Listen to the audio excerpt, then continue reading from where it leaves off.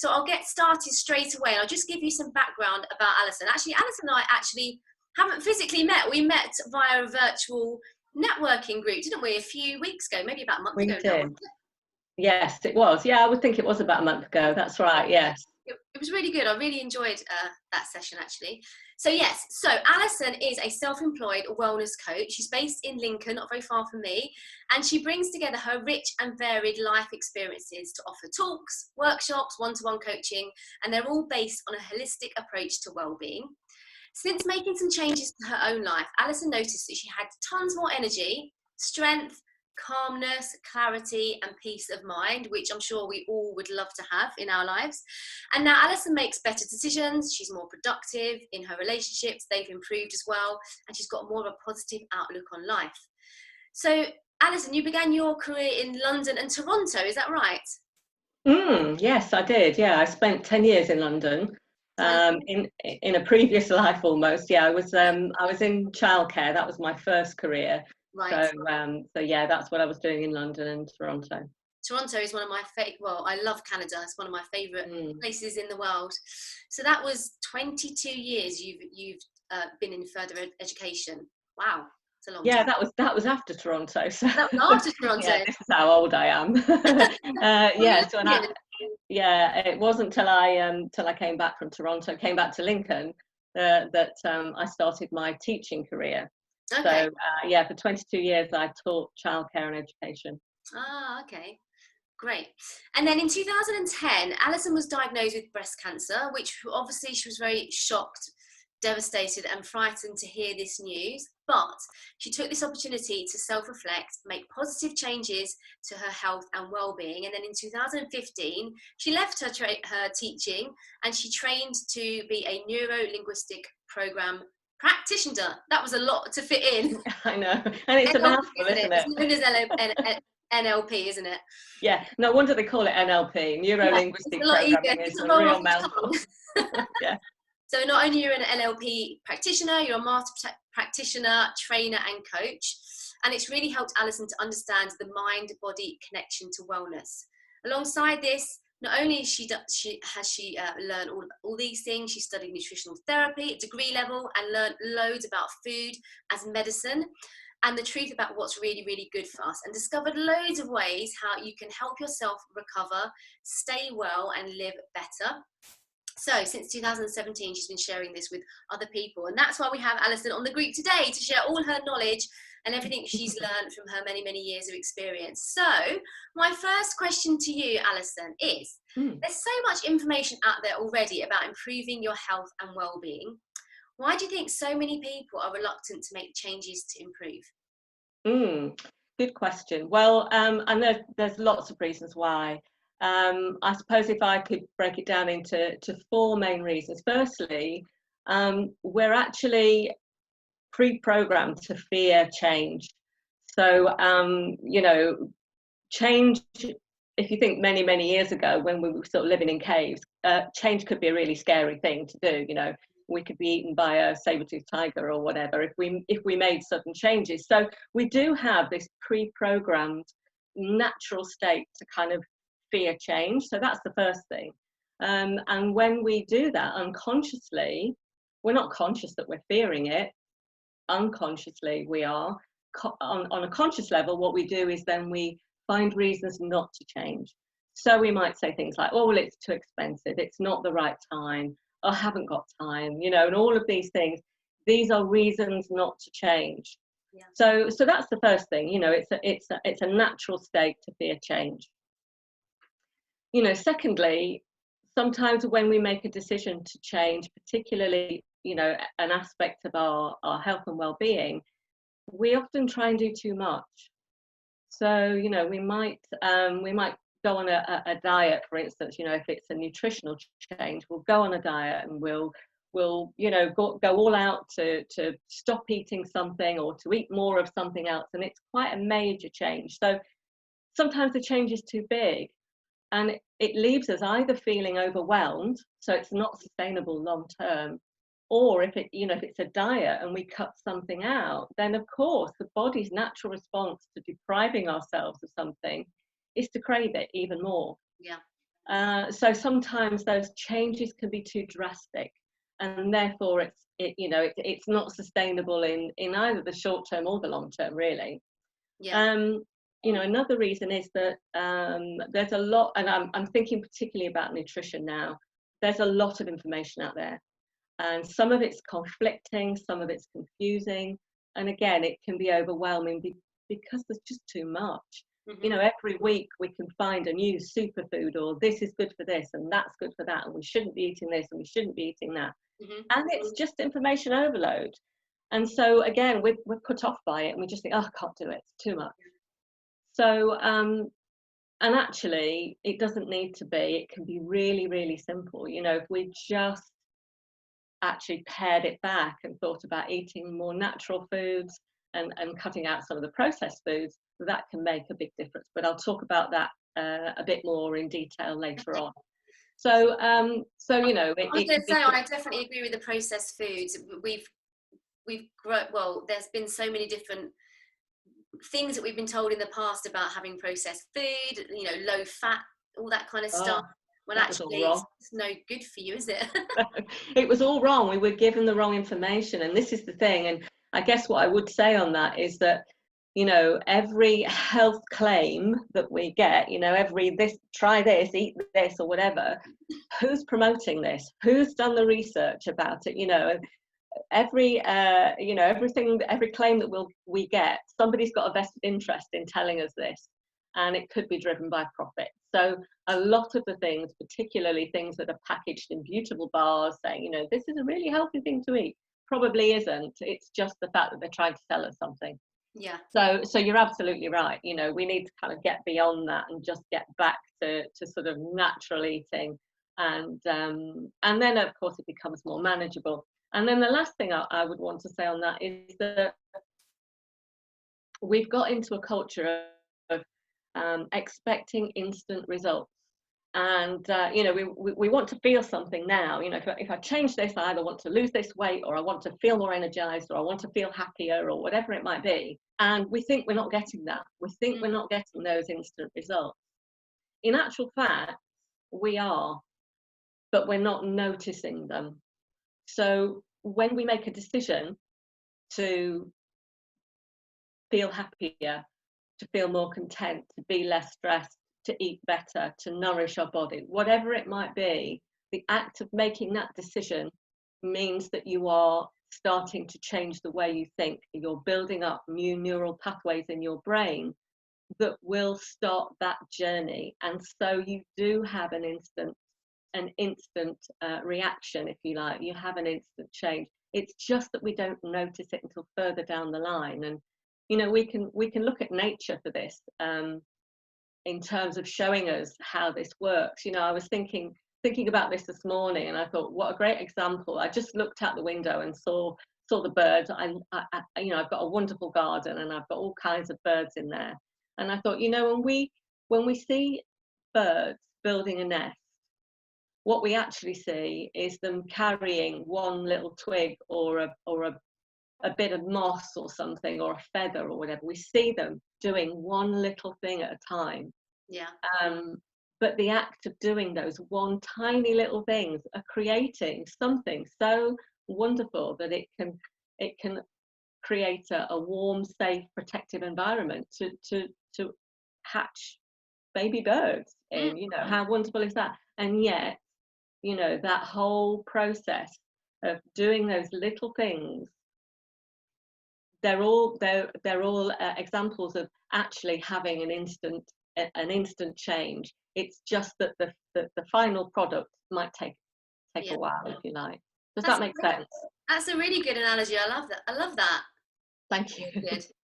Gives you the visual for it, doesn't it?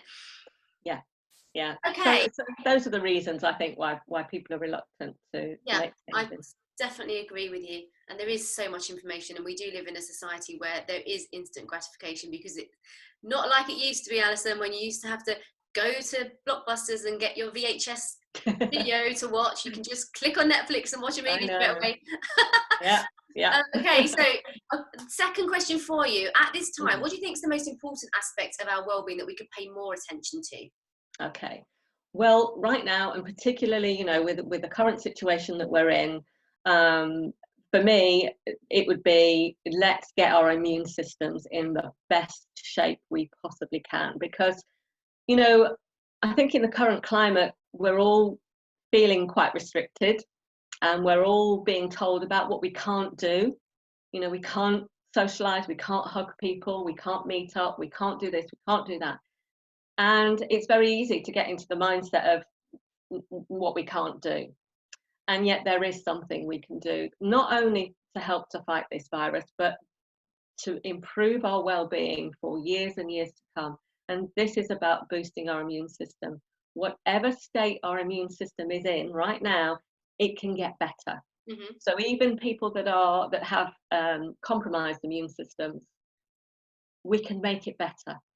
You know, I was when I studied biomedicine, when I did my nutritional therapy course, I just was absolutely gobsmacked at how amazing our immune system is. I had no idea that, you know, we've got this system that kicks into place as soon as any virus, bacteria, any pathogen gets into our body, any toxin that our bodies doesn't recognize. We've got this amazing system that kicks in, and it's been there for 200,000 years fighting things. It does it all the time without us even knowing about it. You know, I mean, I didn't know, I'm getting excited now because I just love the immune system. I didn't know that we've got white blood cells called phagocytes that are a bit like a Pac-Man, and they patrol our bloodstream looking for things that shouldn't be there, and then they eat them. They actually eat them, devour them. And we've got other white blood cells called killer T cells. I mean, why wouldn't you want cells called killer T cells? How amazing is that kill these things? And then we've got such clever cells called B cells that actually remember what a virus or a pathogen that we've had before looks like, so that it can get into action when it sees it again. This is what builds up antibodies in our bloodstream that help. Pretty clever then, aren't they? They are so clever. They are so amazing. And the thing is, these cells need to repair, they need to renew, they need to re-energize in order to work properly. And that's what we can do. We can help this immune system to work properly. However, it needs the right environment in order to do so. Okay. And you know, we've got two environments really. If we simplify it, we've got the environment of the what's called rest and digest. So it's the parasympathetic nervous system, and the opposite of that is the environment of stress. And not surprisingly, it's the environment of rest and digest that we need in order to renew, repair, and regenerate, re-energize these cells. And so that's the state that we want. And not surprisingly, the state of stress, whether it's physical stress in terms of the amount of exercise we do, the amount of sleep we get, whether it's chemical stress in terms of what we eat, what we ingest, what we put in our bodies, or whether it's emotional stress, what we think about. All of these things that create stress in our bodies will mean that the immune system can be compromised and not work efficiently. So we need to have that balance. We need to get back to that state of rest and digest in order to make our immune system the best it can be. Okay. So what simple ways would you suggest we can improve our immune system through diet, Alison? Okay. Well, it's like we said at the beginning, really. In simple terms, it's about eating the right foods, making sure we put the right foods into our bodies, and that's about eating natural foods. There are specific foods for the immune system, to boost the immune system. However, you know, if we think about eating more vegetables, having more variety in our diet of real foods. So whether it's nuts, seeds, pulses, fish and meat, if you eat fish and meat, eating good quality fish and meat, or certainly more vegetables, then these are the things that help to feed our immune system and in their natural state. The things that destroy it and the things that create that state of stress are processed foods and sugar. Yeah. So, you know, these are the things that will damage the immune system. And, you know, certain things that you know, certain vitamins and minerals are particularly useful for the immune system. Things like vitamin A, vitamin C, vitamin D, which there's actually a lot of stuff coming out at the moment about the link between lack of vitamin D and this virus and being able to fight this virus off. We know that vitamin D is needed for our respiratory system and you know, keeping that healthy. So so you know, there are lots and lots of things. I've actually done a blog on my website that's specifically looking at foods and nutrients that will support the immune system, not just now, but for the long term. So, but yeah, it's about clean eating. It's about eating more veg, particularly, and how we can do this. You know, it's about doing things in small doses. So, just doing little things, one at a time. So, you know, say if you wanted to increase the amount of veg in your diet, if you think about maybe, I don't know, having a plan of introducing one new veg a month that either you haven't tried before or you've tried it but you've not really known what to do with it or whatever. If you did that once a month, and within that month you looked at different ways to cook it or different recipes that you could use it in, and you got the whole family involved. You know, this isn't something you can do on your own. Just do it with the family. Get your family to do some research. Get some kids involved in researching or coming up with recipes and things. You know, if you do that, yeah, absolutely. Well, you know, by doing that, what you as a role model, as a parent, what are you giving to your children if you do that? You know, if you want your children to start to connect with food as nourishment and food as medicine, what better way than to sort of say to them, hey kids, let's do this once a month. Let's set ourselves a challenge and try a new veg, particularly a seasonal veg. By the end of the year, you've got 12 new vegetables in your diet. And even if there was a couple of them you didn't like, you've got 10 new vegetables. That's extra nutrients because each veg have different types of nutrients in them. And you've also increased the amount of fiber in your diet. And, you know, fiber helps to keep the gut healthy, and it also releases toxins out of your body so that when you have had a glass of wine or a piece of cake, your body can get rid of it better. It can get rid of those toxins. So I don't ever eat cake, Alison, or drink alcohol, just so you know. Oh, really? Well, this about balance, oh, do you know it is? You know, I'm not the food police either. You know, believe it or not, I had a fish finger sandwich for my tea last night. You know, because I've been gardening all day and I couldn't be bothered to cook. But it's okay because 80% of the time I eat loads and loads of fresh veg and nuts and seeds and all of the other goodies in my diet. So it's okay. That's the thing. It doesn't have to be so. I have just a small question to ask you. Yeah, sure. So obviously, I absolutely agree. Eat healthy, clean food. Cut out the processed food. Get as many fruits and veggies in as you can. But nowadays, aren't the foods that we have slightly depleted in the vitamins that we can get from them? As if you look like 10, 20 years ago. Yeah. Do you recommend supplementation as well as clean, healthy eating to get those extra nutrients in? What do you suggest? That's a very good point. And there are lots of answers, and it will be different for everybody. Yes, we are. Yeah, the food we're eating because of intensive farming, unfortunately, the soil is very depleted, and this particularly affects minerals. You know, we hear a lot about vitamins, but it's the minerals that are just as important. The zinc and magnesium, really important for the immune system. And we get these from the soil that food is grown in. So my advice, wherever possible, if you can buy organic vegetables, even if it's just one or two, I know they're more expensive, but they will contain more of these nutrients than non-organic vegetables. So yes, wherever possible, yes. Buy locally as well, particularly things like fruit. So stuff that's not been flown and packaged and stored for ages, where the nutrients start to deplete anyway, particularly vitamin C. So, you know, buy local, or when it comes to things like fruit, and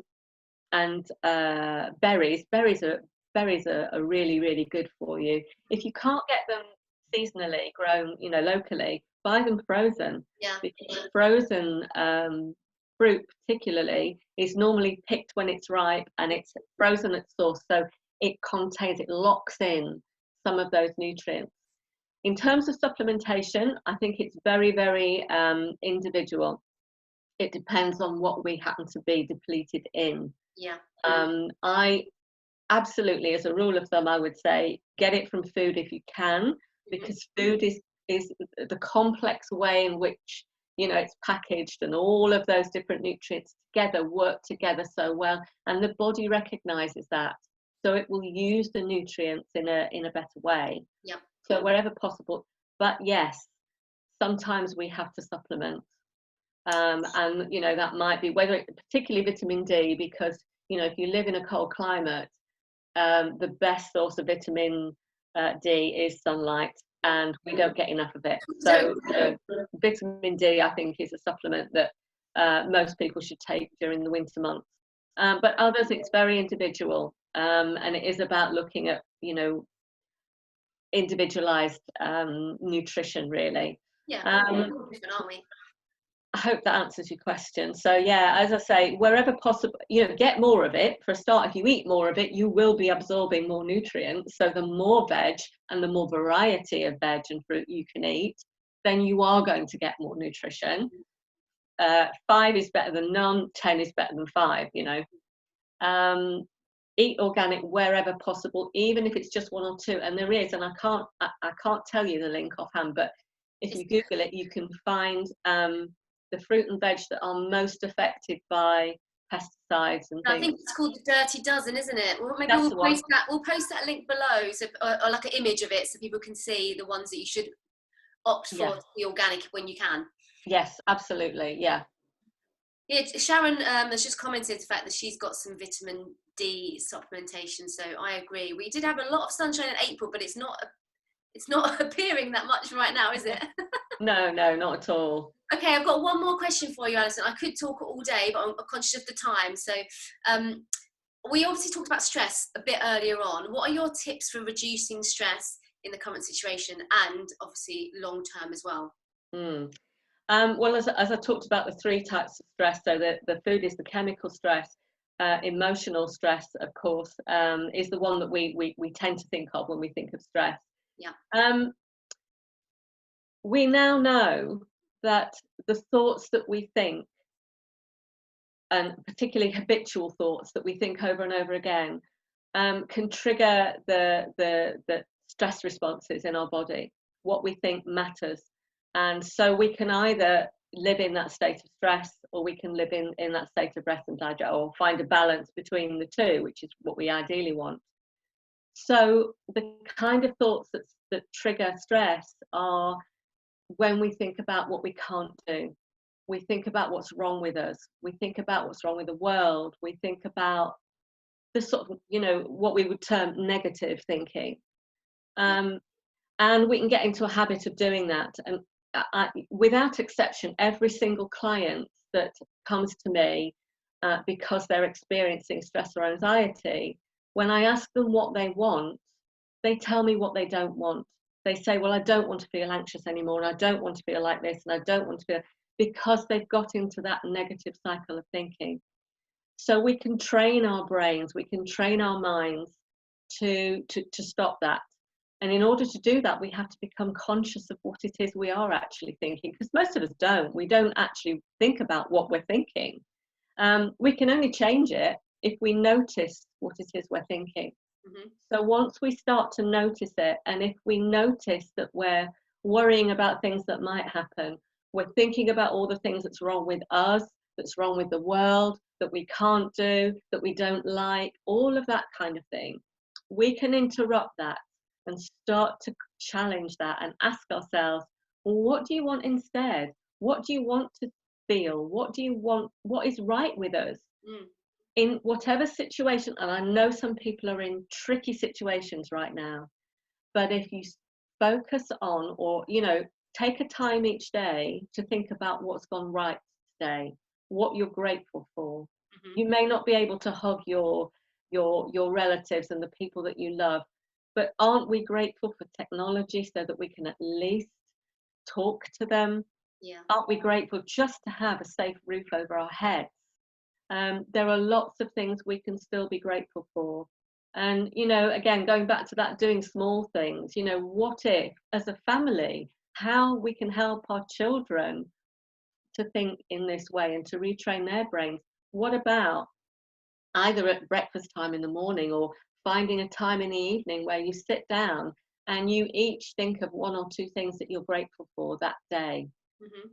Once we start to feel that, and we feel the gratitude, we don't just say it, but we feel it, we really think about it, then we release the kind of hormones that we need in order to not only feel better, but actually it improves our immune system. We know that oxytocin, one of the chemicals that's released when we feel love for somebody, we actually, that feeling when you just say, oh, I love that person so much, it releases oxytocin. By doing that regularly, you actually improve your immune system. How amazing is that? Because your immune system will respond to that chemical. So notice your thoughts, notice what it is that you're thinking about, and challenge it. If it's not a positive thought, turn it around. What can we do? What am I grateful for? What is good with my life? What do I love about myself and the people around me? Once we do that, we can interrupt the old habits and we can start to retrain our brain little and often, and it works. We start to feel better, and believe it or not, we may not notice it, but our immune system will, those cells will be able to repair and rejuvenate in a way that we want. And that's a good point. I say about, well, a good point for this current period of whatever we're going through right now is to don't beat yourself up if you have had a day where you've had fish finger sandwich. Absolutely. Be grateful for the fact that you've got that food and enjoy it, rather than feel bad that you've eaten it, because that, again, like you say, can cause negative reactions in your body, which can cause which can be, can't it, to how you process the food. So yes, absolutely. Don't feel guilty. Don't, that's another thing. A lot of clients will say, oh, I had this, and I had a glass of wine, I felt really bad about it. Why are you feeling bad about it?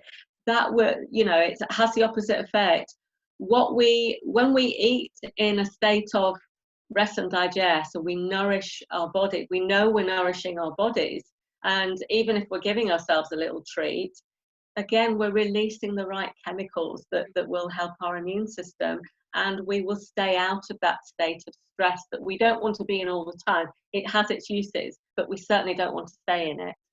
So you're absolutely right. I think self-care and self-compassion are really, really important things to practice, especially right now. Be kind to yourself, for goodness sake. Yeah, absolutely. Well, I've really loved talking to you, Alison. It's been good getting to know you as well over the last few weeks as well. So that's been really good for me to learn more about you. And I hope there's been lots of comments on the live. So I hope everyone's got lots from it. We'll post Alison's website below, the link to Alison's website, because like she said earlier, she's got some really good blogs on there. She's got lots of experience in this area. So if you've got any questions for Alison, just pop them in the comments below, and I'm sure over today you can go back and check the comments and get back to anyone. But definitely take a look at Alison's website. It's really, really good, and it's got loads of great advice on it. So thank you so much, Alison. We'll definitely get you back on again and have a chat to you again. Anytime, no problem. Yeah, and just to end, obviously, on what you were talking about at the end, and the fact that, be grateful and just feel positive and look at the positives in life. That's why this group is so good, because there's so much positive stuff on it. So if you're having a day when you might have seen a few negative things on social media, come back to this group and it will cheer you up. So thank you so much, Alison. I really appreciate that. Have a great day. Enjoy your gardening. Thank you. You too. You too. And Enjoy your day. yeah, thanks a lot. See you later. Okay. Thank you. Bye bye.